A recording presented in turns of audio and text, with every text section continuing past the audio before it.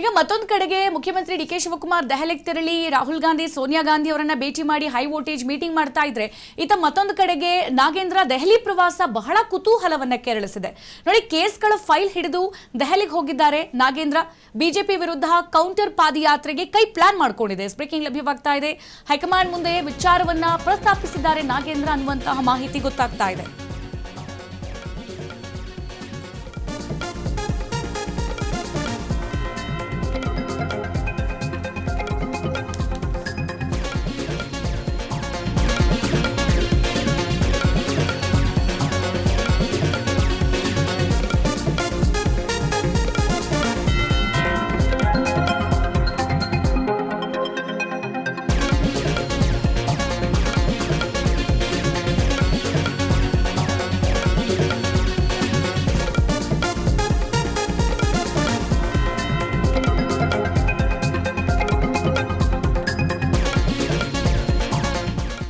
ಸಚಿವ ನಾಗೇಂದ್ರ ಅವರ ದೆಹಲಿ ಪ್ರವಾಸ ಈಗ ಬಹಳ ಕುತೂಹಲವನ್ನ ಕೆರಳಿಸಿದೆ. ಅವರ ಕೇಸ್ಗಳ ಫೈಲ್ ಅನ್ನ ಹಿಡಿದು ದೆಹಲಿಗೆ ಬಂದಿದ್ದಾರೆ ಸಚಿವ ನಾಗೇಂದ್ರ.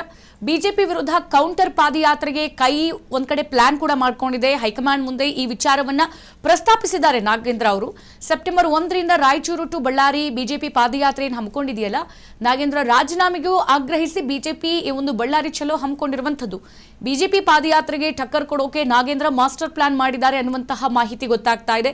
ಸದ್ಯ ಹೈಕಮಾಂಡ್ ಅನುಮತಿಯನ್ನ ಕೊಟ್ಟರೆ ಬಿಜೆಪಿಗೆ ಕೌಂಟರ್ ಪಾದಯಾತ್ರೆಯನ್ನ ಮಾಡೋದಕ್ಕೆ ನಾಗೇಂದ್ರ ಅವರು ಸಿದ್ಧರಾಗಿದ್ದಾರೆ. ಅವರ ನಡೆ ಇದು ಅನ್ನುವಂಥದ್ದನ್ನ ಸದ್ಯ ನಾವು ಗಮನಿಸೋದಾದ್ರೆ ಕೇಸ್ಗಳ ಫೈಲ್ ಹಿಡಿದು ಈಗ ನಾಗೇಂದ್ರ ಅವರು ದೆಹಲಿಗೆ ಬಂದಿದ್ದಾರೆ.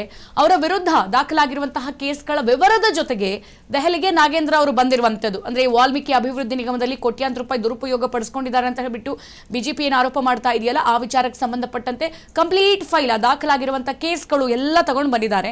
ಹಾಗೆ ಅವರ ಮೇಲಿರುವ ಕೇಸ್ಗಳು ಯಾವ್ಯಾವ ಹಂತದಲ್ಲಿದೆ, ಈಗ ತನಿಖಾ ಹಂತದಲ್ಲಿತ್ತು, ಅದು ಎಲ್ಲರಿಗೂ ಕೂಡ ಗೊತ್ತಿರುವಂತಹ ವಿಚಾರ, ಅದು ಯಾವ ಹಂತದಲ್ಲಿದೆ, ಸೊ ಅದರಲ್ಲಿ ಏನ್ ಕೇಸ್ ದಾಖಲಾಗಿತ್ತು, ಎಲ್ಲ ಆಯಾಮದಲ್ಲಿ ಆಗಿರುವಂತಹ ಕೇಸ್ಗಳ ಫೈಲ್ ತೆಗೆದುಕೊಂಡು ಬಂದಿದ್ದಾರೆ.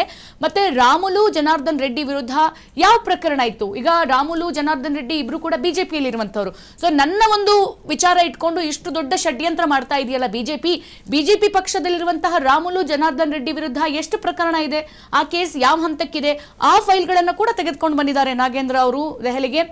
ಈಗ ಬಿಜೆಪಿ ವಿರುದ್ಧ ಕೌಂಟರ್ ಪಾದಯಾತ್ರೆ ಪ್ರಸ್ತಾಪ ಮಾಡೋದಕ್ಕೆ ನಾಗೇಂದ್ರ ಈ ರೀತಿಯಾಗಿ ಚಿಂತನೆಯನ್ನ ಮಾಡಿರುವಂತದ್ದು.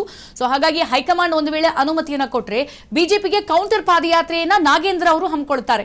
ಸದ್ಯ ಹೈಕಮಾಂಡ್ ಒಪ್ಪಿಗೆಯನ್ನ ನೀಡದೇ ಇದ್ರೆ ಪಾದಯಾತ್ರೆಯನ್ನ ಮಾಡಲ್ಲ ಅಂತಲೂ ಕೂಡ ಹೇಳಿದ್ದಾರೆ. ಸೊ ಇದನ್ನ ಮೀರಿ ರಾಜೀನಾಮೆ ಕೊಡಿ ಅಂತ ಸೂಚಿಸಿದ್ರೆ ನನ್ನ ಕೈಯಲ್ಲೇನಿಲ್ಲ, ಹೈಕಮಾಂಡ್ ಮಾತಿನ ಮೇರೆಗೆ ನಾನು ರಾಜೀನಾಮೆಯನ್ನ ಕೊಡ್ತೀನಿ ಅಂತ ಹೇಳಿ ಇಲ್ಲಿ ನಾಗೇಂದ್ರ ಅವರು ಪ್ರಸ್ತಾವನೆಯನ್ನ ಮಾಡಿರುವಂತದ್ದು. ಸೊ ಇವಾಗ ಬಿಜೆಪಿ ಸರ್ಕಾರ ಇವರ ಮೇಲೆ ಮಾಡ್ತಾ ಇರುವಂತಹ ಪ್ರತಿಯೊಂದು ಆರೋಪಕ್ಕೂ ಕೂಡ ಈಗ ಕೌಂಟರ್ ಅಟ್ಯಾಕ್ ಮಾಡೋದಕ್ಕೆ ನಾಗೇಂದ್ರ ಸನ್ನದ್ಧರಾಗಿದ್ದಾರೆ ಅನ್ನುವಂಥದ್ದು ಗೊತ್ತಾಗ್ತಾ ಇದೆ.